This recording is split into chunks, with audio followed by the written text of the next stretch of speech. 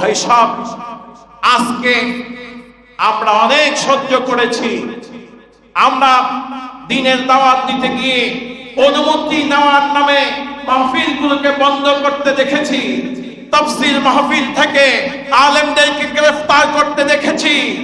আমরা দেখেছি বাংলার মাটিতে উচ্চ আওয়াজে আলেমদের জন্য দোয়া পর্যন্ত করতে দেওয়া হয় নাই।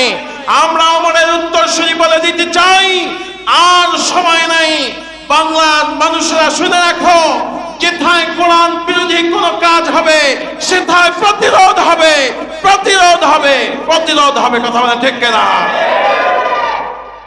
শুধু প্রতিরোধ নয়, কোরআনের গায়ে যদি কেউ হাত দিতে চায়, দ্বিতীয়বার যদি আলেমদের গায়ে কেউ হাত দিতে চায়, তার হাতকে আর শরীরের সাথে রাখা হবে না। কারণ ওমরের জাতিরা ঘুমায় না, ওমরের জাতিরা সময়ের অপেক্ষা করে, ওমরের জাতিরা আল্লাহর হুকুমের অপেক্ষা করে। ঠিক না ভাই সব? এজন্য দিন কায়েমের জন্য একজন ওমর দরকার, দিন কায়েমের জন্য একজন আমির হামজা দরকার, দিন কায়েমের জন্য একজন খালিদ বিন ওয়ালিদের মতো সিপাহ সালার দরকার। ঠিক না? আমরা প্রত্যেকে ওমর হতে চাই, আমরা প্রত্যেকে খালিদ বিন ওয়ালিদের উত্তরসূরি হয়ে জানান দিতে চাই, এই দুনিয়াটা আল্লাহর হুকুমেই চলবে। ঠিক না? আমাদের নবী জন্ম থেকে নিয়ে 40 বছর পর্যন্ত মক্কার মানুষের কাছে ছিল আল আমিন। কি ছিলেন? আল আমিন। মক্কার মানুষের কাছে ছিল as-সাদিক, মক্কার মানুষের কাছে ছিল মাহির, মক্কার মানুষের কাছে ছিল তাহির। মক্কার মানুষেরা মুহাম্মাদুর রাসূলুল্লাহ সাল্লাল্লাহু আলাইহি ওয়াসাল্লামকে আধার রাতেও বিশ্বাস করত। সুবহানাল্লাহ। কারণ সেই চরিত্র তিনি দেখিয়েছেন। কিন্তু আল্লাহ রাব্বুল আলামিন তার প্যারা হাবিব মুহাম্মাদুর রাসূলুল্লাহ সাল্লাল্লাহু আলাইহি ওয়াসাল্লামকে 40 বছর বয়সে 610 খ্রিস্টাব্দে যখন নবুয়াত দিলেন, আল্লাহর পয়গম্বর নবুয়াত পেয়ে আল্লাহর দেওয়া বিধানকে দুনিয়ায় বাস্তবায়ন করার দায়িত্ব পেয়ে চিন্তা করলেন, আমি কেমনে মানুষদেরকে দাওয়াত দিব।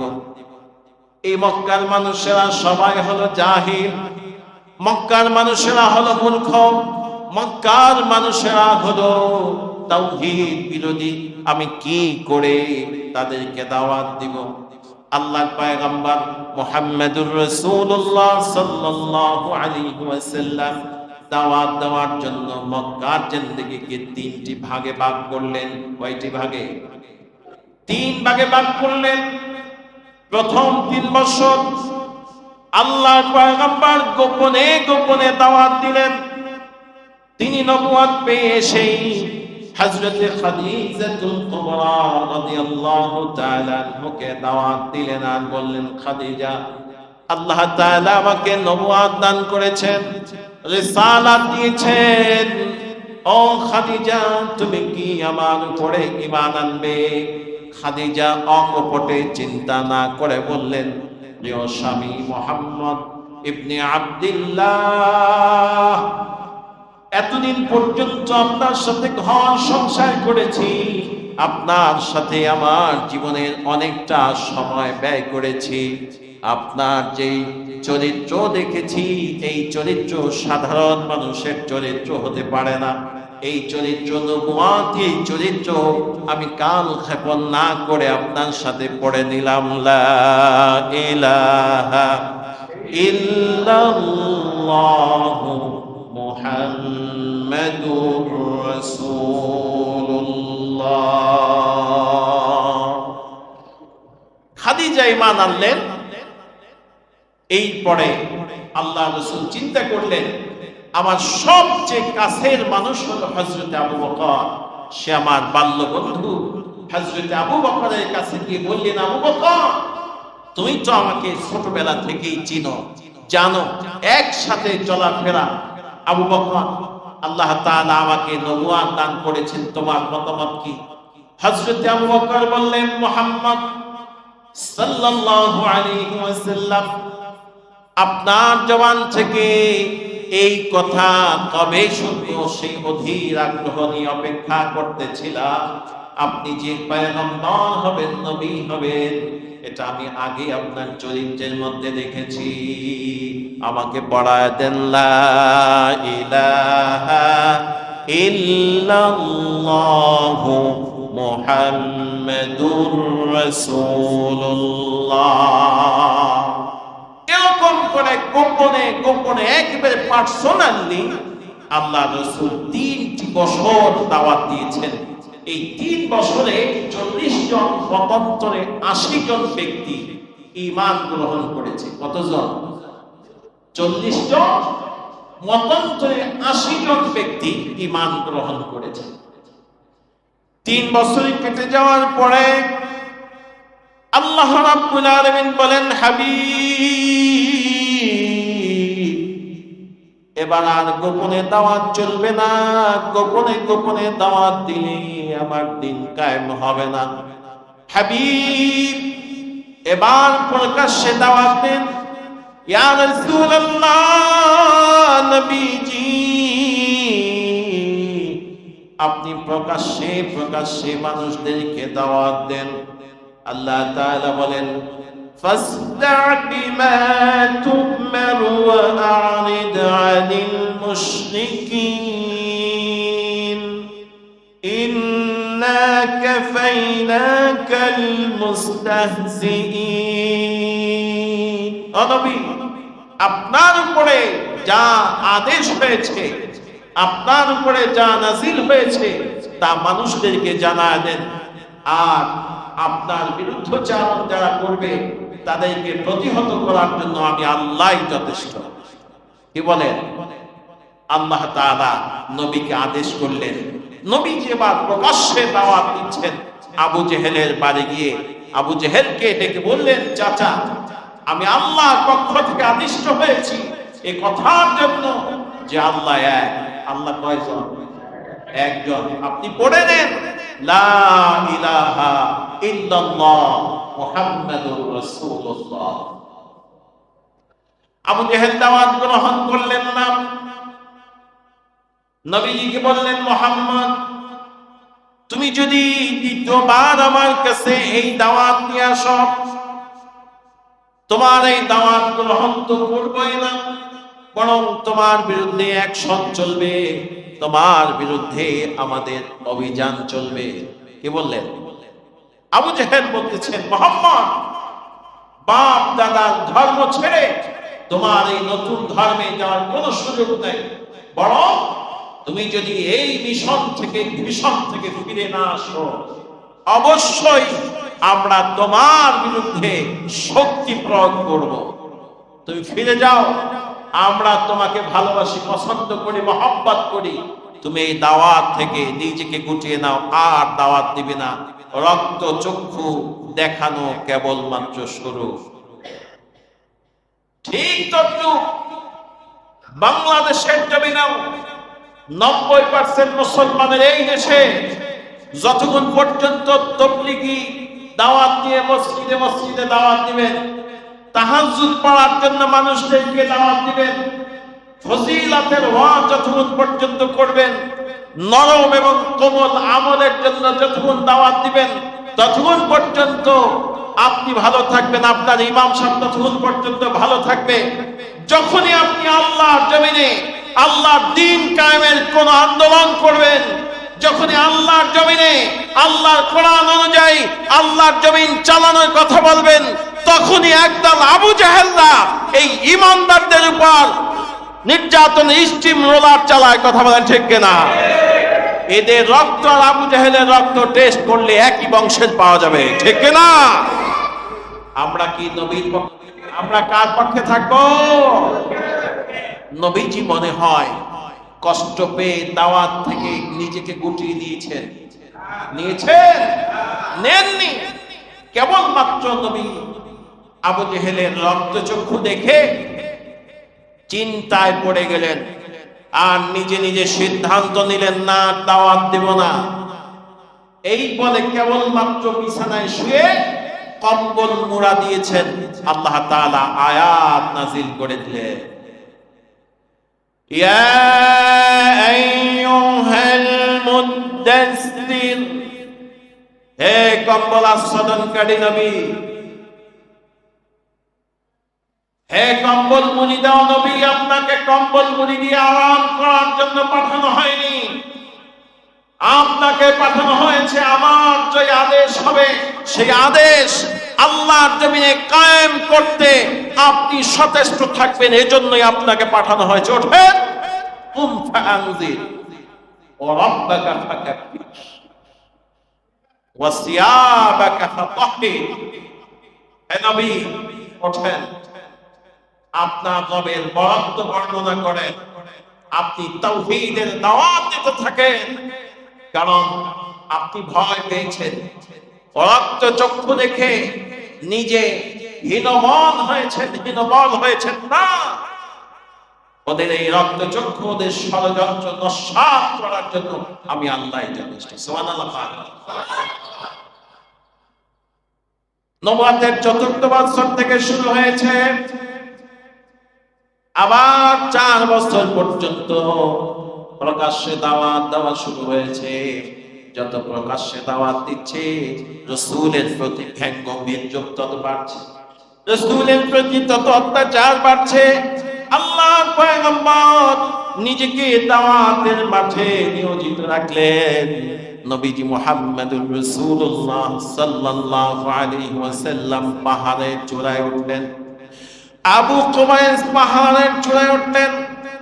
এই পাহাড়টি এমন একটি পাহাড়, যেই পাহাড়ে যে কেউ উঠলেই সকলে মনে করে কোন গুরুত্বপূর্ণ মেসেজ আছে, কোন গুরুত্বপূর্ণ সংবাদ আছে। নবীজি যখন পাহাড়ের চূড়ায় দাঁড়ালেন, মক্কার মানুষেরা বললেন, ওই যে আব্দুল্লাহর বেটা মুহাম্মদ পাহাড়ের চূড়ায় দাঁড়াইছে, চলো চলো চলো আমরা মুহাম্মাদের কি সংবাদ, সে কি মেসেজ দিতে চায় সেটা জানবো। সবাই যখন ওই পাহাড়ের পদদেশে হাজির হলো, আল্লাহর পয়গম্বর বললেন, ও আমার জাতি, ও আমার বংশের লোকেরা শোনো, আমি যদি বলি পাহাড়ের অপর প্রান্তে একদল শত্রু অপেক্ষা করতেছে, যা তোমাদের উপরে ঝাঁপিয়ে পড়বে, তোমরা কি বিশ্বাস করবে? বলল, মুহাম্মদ তুমি তো আলামিন, কিছু শত্রুতা তোমার সাথে আমাদের সাথে আছে, বাট তুমি যে সত্য কথা বলো এতে আমাদের কোনো দ্বিমত নাই। তুমি যদি বলো শত্রু আছে, আমরা অকপটে বিশ্বাস করে নিব, হ্যাঁ অবশ্যই আছে। মুহাম্মদ সাল্লাল্লাহু আলাইহি ওয়াসাল্লাম বললেন, শোনো শোনো, আমি দায়িত্বহীন কণ্ঠে বলছি, তোমরা যে লাত মানাত উজ্জা হবলের পূজা করো, এই লাত মানাত উজ্জা হবল তোমাদেরকে রক্ষা করতে পারবে না। তোমরা যদি তাওহীদের উপরে বিশ্বাস না করো, এমন এক শত্রু, এমন এক বাঘ তোমাদের জন্য অপেক্ষা করতেছে, তোমরা মরতে দেরি হবে। জাহান্নাম নামক ওই শত্রু, জাহান্নাম নামক ওই বাঘের সবলে পড়তে তোমাদের দেরি হবে না। তারা কি মেনে নিয়েছিল? কথা বলেন, মেনে নিয়েছিল? মেনে নেয়নি। মুহাম্মদুর রাসূলুল্লাহ সাল্লাল্লাহু আলাইহি ওয়াসাল্লামের মাথাকে লক্ষ্য করে আবু লাহাব কঙ্কর উঠে ফিকে মারল। আল্লাহ রাসূলের মাথা মোবারক ফেটে গেলেন, ফিলকি দিয়ে রক্ত বের হওয়া শুরু হয়েছে। আল্লাহর নবী তার চাচার পাথরের আঘাতে আক্রান্ত হয়ে পাহাড়ের পাথরের সাথে হেলা দিয়ে কাঁদতেছেন আর বলতেছেন, আমার মা নাই, আমার বাবা নাই, আমার ভাই নাই, আমার বোন নাই, আমি চিরদিন নবী, দিনের দাওয়াত দেওয়ার কারণে আমার আপন চাচা হয়ে আমাকে মারলো। এই বলতেছেন আর কাঁদতেছেন। ওদিকে আল্লাহ তাআলা তার চাচা আমিরে হামজার দিলের মধ্যে ঈমান ঢেলে দিলেন। আমিরে হামজা বাড়ির মধ্যে এসে শুনতে পাইলেন, না না, আমার বাতিজা ঘরে নাই। বাতিজা ওই যে পাহাড়ের কিনারায় বসে বসে কাঁদতেছেন। আমিরে হামজা দৌড় দিয়ে মুহাম্মদুর রাসূলুল্লাহর কাছে গিয়ে বললেন, মুহাম্মদ, কে তোকে মেরেছে বল। ও মুহাম্মদ, কি মেরেছে বল, আমি তার প্রতিশোধ নিব, আমি তাকে প্রতিহত করব। মুহাম্মদ, আল্লাহর পয়গম্বর বললেন, চাচা না না, আমি প্রতিশোধ চাই না। ওগো চাচা, আমি প্রতিশোধের যে একটা জিনিসে খুশি হব। আমিরে হামজা বললেন, কি দিয়ে তুমি খুশি হবা বলো। ও মুহাম্মদ, কি করলে তুমি খুশি হবে বলো। আল্লাহর পয়গম্বর বললেন, চাচা, আপনি যদি আমার সাথে কালেমা পড়ে নেন, আপনি যদি তাওহীদের উপর বিশ্বাস করেন, তবে আমি খুশি হব। আমিরে হামজা দেরি করলেন না, বললেন, আমাকে পড়া দাও লা ইলাহা ইল্লাল্লাহু মুহাম্মাদুর রাসূলুল্লাহ। আমিরে হামজা ৬ষ্ঠ হিজরিতে ঈমান গ্রহণ করলো। একটু দল ভারী হতে শুরু করলো, নেতৃস্থানীয় ব্যক্তিরা আসতে শুরু করেছে। আল্লাহ রাসূল এবার দোয়া করতেছেন, আল্লাহ, আমির হামজাকে ইসলামের সুশীতল ছায়ার তলে আশ্রয় দিয়েছো মাওলাই কারীম। তুমি যদি আবু জেহেলকে অথবা হযরত ওমরকে ইসলামের সুশীতল ছায়ার তলে আশ্রয় দিতে, তবে আমার দ্বীনের দাওয়াত দিতে আর একটু সুবিধা হতো। আল্লাহ তাআলা ৭ম হিজরির প্রথম দিকে রাসূলের এই দোয়াকে কবুল করলেন। সুবহানাল্লাহ। হযরত ওমর ইবনুল খাত্তাব রাদিয়াল্লাহু তাআলা ইসলাম গ্রহণ করলেন। কি গ্রহণ করলেন? ইসলাম গ্রহণ করলেন। একদিকে রাসূলের ডান হাত আমিরে হামজা, আর একদিকে রাসূলের বাম হাত হযরত ওমর। ওমর তো এমন মানুষ, যেই মানুষ রাস্তা দিয়ে হাঁটলে শয়তান আরেক রাস্তায় পালাতো, এত মেধাবী, এত শক্তিশালী হযরত ওমর। এবার বললেন, মুহাম্মদ সাল্লাল্লাহু আলাইহি ওয়াসাল্লাম, এতদিন আপনি গোপনে দাওয়াত দিয়েছেন, এর পরের 4 বছর আপনি ওপেন করেছেন, কিন্তু কোথাও শক্তি দেখাতে পারেননি। না, আজকে মক্কার চত্বরে সজরে আযান দেওয়া হবে, সালাতের জন্য মানুষদেরকে ডাকা হবে, তাওহীদের দাওয়াত আজকে স্পষ্ট করে প্রকাশ্যে দেওয়া হবে। সুবহানাল্লাহ। হযরত ওমর মক্কার চত্বরে দাঁড়িয়ে নিজে প্রথমে শাহাদাতের সাক্ষ্য দিলেন। বললেন, মক্কার আনাচে কানাচে, পাড়ায় মহল্লায়, গ্রামে গঞ্জে, শহরে বন্দরে সব নারী আর পুরুষেরা কান খাড়া করে শোনো, আমি ওমর ইবনুল খাত্তাব আল্লাহর পয়গম্বরের হাতে হাত দিয়ে ঈমান গ্রহণ করেছি। আমি ওমর ইবনুল খাত্তাবের সাথে আছে আমির হামজা। আমরা ঘোষণা করে দিচ্ছি, আজ থেকে মক্কার আনাচে কানাচে প্রকাশ্যে তাওহীদের দাওয়াত চলবে। কেউ যদি তার স্ত্রীকে বিধবা করতে চায়, কেউ যদি তার সন্তানকে এতিম করতে চায়, তবেই যেন মুহাম্মাদের দাওয়াতকে প্রতিহত করতে সামনে আসে। এ দাওয়াত শুনে, ওমরের ভস্ত্র কণ্ঠে হুঙ্কার শুনে মক্কার মানুষদের দিলের মধ্যে একটা কম্পন শুরু হয়েছে। প্রিয় ভাই সব, আজকে আমরা অনেক সহ্য করেছি। আমরা দ্বীনের দাওয়াত দিতে গিয়ে অনুমতি নেওয়ার নামে মাহফিলগুলোকে বন্ধ করতে দেখেছি, তাফসীর মাহফিল থেকে আলেমদেরকে গ্রেফতার করতে দেখেছি। আমরা দেখেছি বাংলার মাটিতে উচ্চ আওয়াজে আলেমদের জন্য দোয়া পর্যন্ত করতে দেওয়া হয় নাই। আমরা ওমরের উত্তরসূরি বলে দিতে চাই, আর সময় নাই। বাংলার মানুষরা শুনে রাখো, যেথায় কোরআন বিরোধী কোন কাজ হবে সেথায় প্রতিরোধ হবে, প্রতিরোধ হবে, প্রতিরোধ হবে। কথা বলে ঠিক কিনা? শুধু প্রতিরোধ নয়, কোরআনের গায়ে যদি কেউ হাত দিতে চায়, দ্বিতীয়বার যদি আলেমদের গায়ে কেউ হাত দিতে চায়, তার হাতকে আর শরীরের সাথে রাখা হবে না। কারণ ওমরের জাতিরা ঘুমায় না, ওমরের জাতিরা সময়ের অপেক্ষা করে, ওমরের জাতিরা আল্লাহর হুকুমের অপেক্ষা করে, ঠিক না? ভাই সব এজন্য দিন কায়েমের জন্য একজন ওমর দরকার, দিন কায়েমের জন্য একজন আমির হামজা দরকার, দিন কায়েমের জন্য একজন খালিদ বিন ওয়ালিদের মতো সিপাহ সালার দরকার, ঠিক না?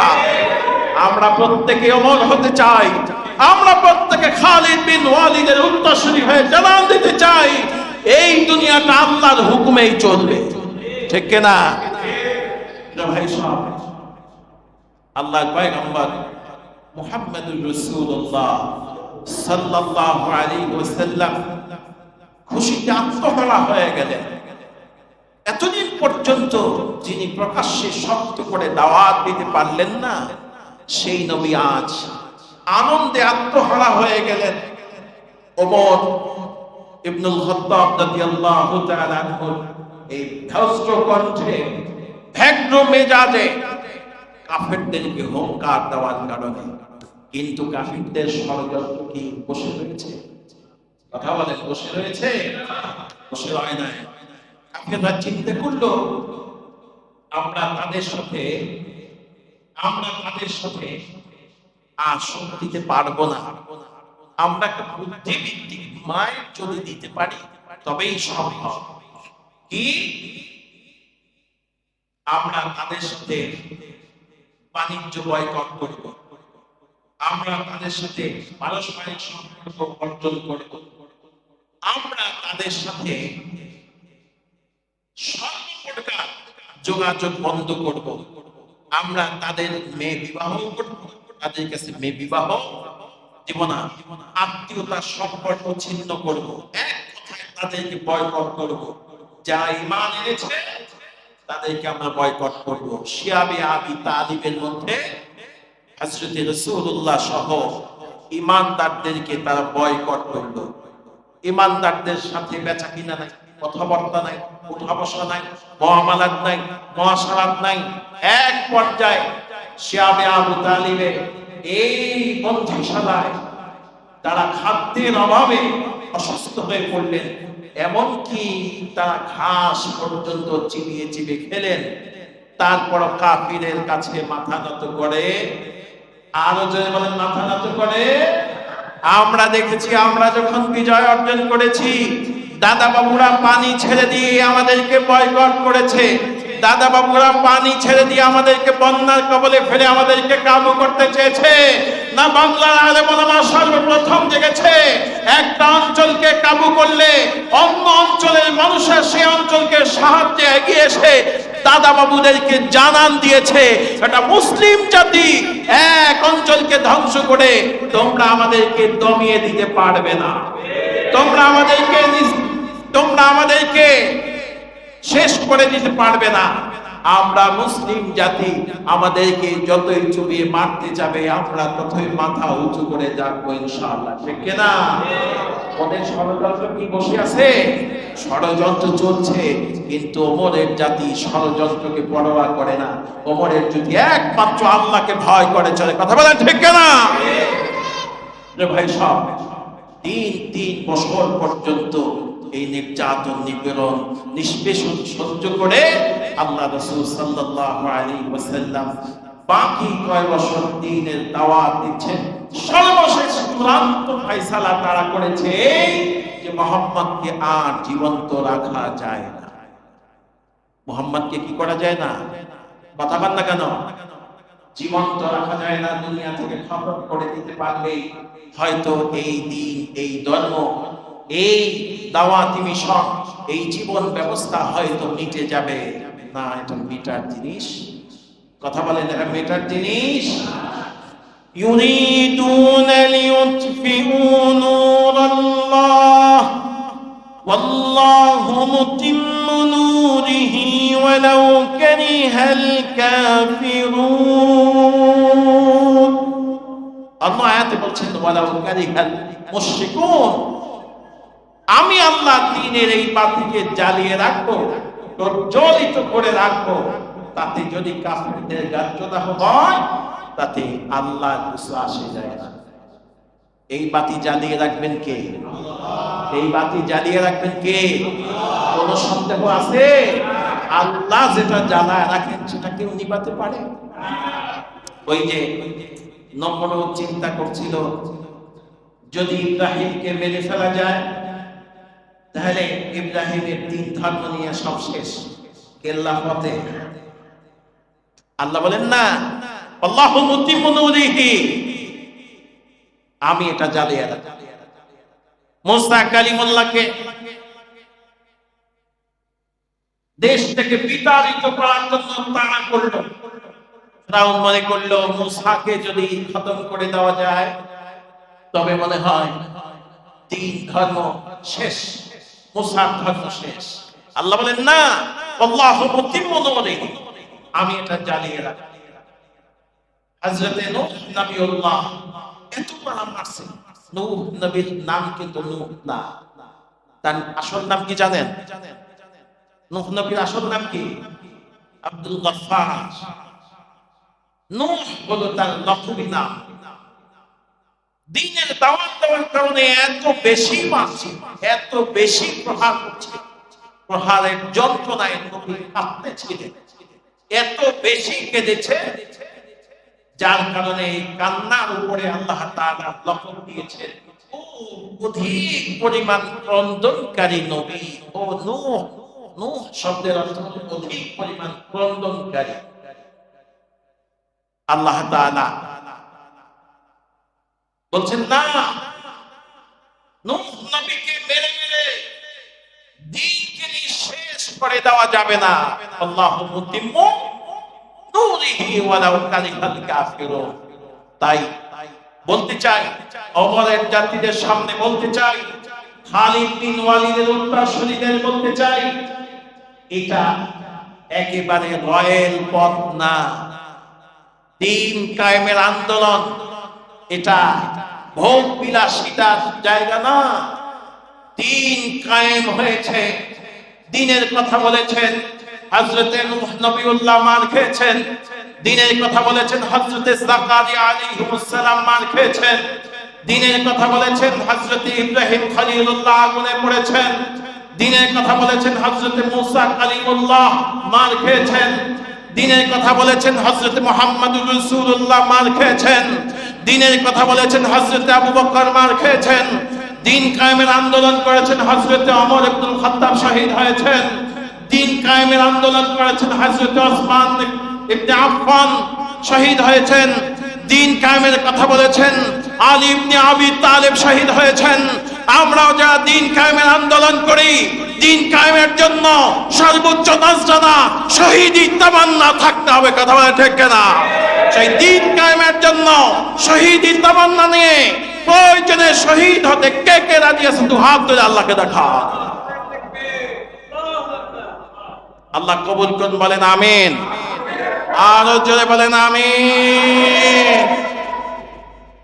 এটা কাঁটাযুক্ত পথ, এই পথের সিঁড়ি বেয়ে বেয়ে বাংলার নয়, সারা পৃথিবীর কোরআনের পাখি শাহাদাতের সর্বোচ্চ নজরানা নিয়ে জান্নাতের পাখি হয়েছে।